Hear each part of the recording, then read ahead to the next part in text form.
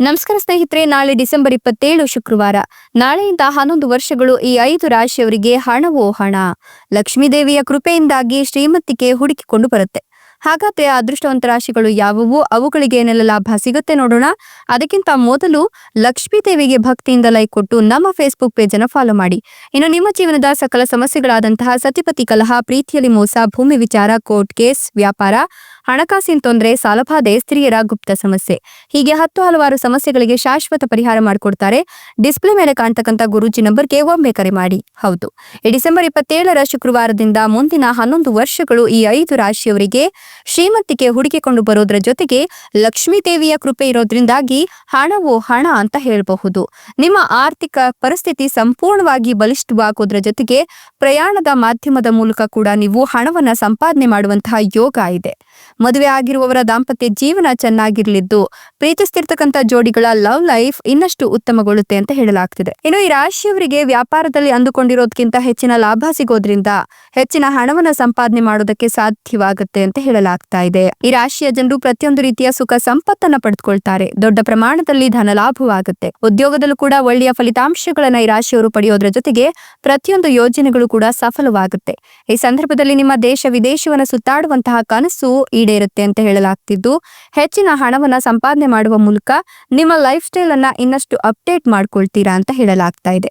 ಈ ರಾಶಿಯವರಿಗೆ ಗುರುವಿನ ಸಂಪೂರ್ಣ ಅನುಗ್ರಹ ಆಶೀರ್ವಾದ ಇರೋದ್ರಿಂದ ಜೊತೆಗೆ ಮತ್ತೆ ಮಹಾಲಕ್ಷ್ಮಿಯ ಆಶೀರ್ವಾದ ಇವರ ಮೇಲೆ ಬಿದ್ದಿರೋದ್ರಿಂದ ಈ ರಾಶಿಯವರಿಗೆ ಪ್ರತಿಯೊಂದು ಕೆಲಸದಲ್ಲಿಯೂ ಕೂಡ ಅದೃಷ್ಟದ ಸಂಪೂರ್ಣ ಬೆಂಬಲ ಇದೆ. ಹೀಗಾಗಿ ಎಲ್ಲ ಕೆಲಸಗಳು ಕೂಡ ಪರಿಪೂರ್ಣಗೊಳ್ಳುತ್ತೆ. ಸುಲಭವಾಗಿ ಇವರ ಜೀವನದಲ್ಲಿ ಅಂದುಕೊಂಡ ಎಲ್ಲಾ ರೀತಿಯ ಕೆಲಸ ಕಾರ್ಯಗಳು ಮುಗಿದು ಹೋಗುತ್ತೆ.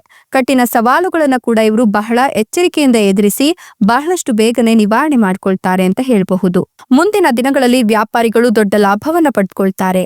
ಹಣದ ಕೊರತೆಯನ್ನ ನೀವು ಇನ್ಮುಂದೆ ಹೆದರಿಸುವ ಅವಶ್ಯಕತೆ ಇಲ್ಲ. ನಿಮ್ಮ ಎಲ್ಲ ಸಮಸ್ಯೆಗಳು ಕೂಡ ನಿವಾರಣೆಯಾಗತ್ತೆ. ಇನ್ನು ಈ ಅವಧಿಯಲ್ಲಿ ನೀವು ಒಂದಷ್ಟು ಜನರಿಗೆ ಹಣವನ್ನ ಕೊಡೋದನ್ನ ನಿಲ್ಲಿಸಬೇಕು. ಹಾಗೇನಾದ್ರೂ ನೀವು ಹಣವನ್ನ ಕೊಟ್ರೆ ಅವರಿಂದ ಹಣವನ್ನ ಮತ್ತೆ ಮರಳಿ ಪಡೆಯೋದು ಸಾಕಷ್ಟು ತೊಂದರೆಯನ್ನ ಉಂಟು ಮಾಡುತ್ತೆ. ಹೀಗಾಗಿ ಹಣವನ್ನ ಇನ್ನೊಬ್ಬರಿಗೆ ನೀಡುವಾಗ ಸ್ವಲ್ಪ ನಿಗಾ ವಹಿಸಿ. ನಿಮ್ಮ ಜೀವನದಲ್ಲಿರ್ತಕ್ಕಂಥ ತೊಂದರೆಗಳು ಎಲ್ಲವೂ ಕೂಡ ನಿವಾರಣೆಯಾಗುತ್ತೆ. ನಿಮ್ಮ ಸಂಬಂಧ ಮತ್ತಷ್ಟು ಬಲಿಷ್ಠವಾಗ್ತಾ ಹೋಗುತ್ತೆ. ಹೊಟ್ಟೆಗೆ ಸಂಬಂಧಿಸಿದಂತಹ ಕಾಯಿಲೆಯಿಂದ ನೀವು ಇಷ್ಟು ದಿನ ಬಳಲ್ತಾ ಇದ್ರೆ ಇನ್ಮುಂದೆ ಅದರಿಂದ ನೀವು ಮುಕ್ತಿಯನ್ನ ಪಡೆದುಕೊಳ್ತೀರಾ. ನೀವು ಮಾಡ್ತಕ್ಕಂಥ ಪ್ರತಿಯೊಂದು ಕೆಲಸ ಕಾರ್ಯಗಳಲ್ಲೂ ಕೂಡ ಈ ಅವಧಿಯಲ್ಲಿ ಸಾಕಷ್ಟು ಲಾಭವನ್ನ ಪಡೆದುಕೊಳ್ತೀರಾ. ಇನ್ನು ನೀವು ಅಂದುಕೊಂಡಂತಹ ಕೆಲಸ ಕಾರ್ಯ ಈ ಸಂದರ್ಭದಲ್ಲಿ ನಿಮ್ಗೆ ಸಿಗುತ್ತೆ ಅಂತ ಹೇಳಲಾಗ್ತಾ ಇದ್ದು, ನಿರುದ್ಯೋಗಿಗಳು ಅಂದುಕೊಂಡಂತಹ ಕೆಲಸಗಳನ್ನ ಪಡೆಯಲು ಈ ಒಂದಷ್ಟು ಸಂದರ್ಭದಲ್ಲಿ ನೀವು ಉತ್ತಮ ಪ್ರಯತ್ನಗಳನ್ನ ಮಾಡಬೇಕಾಗತ್ತೆ.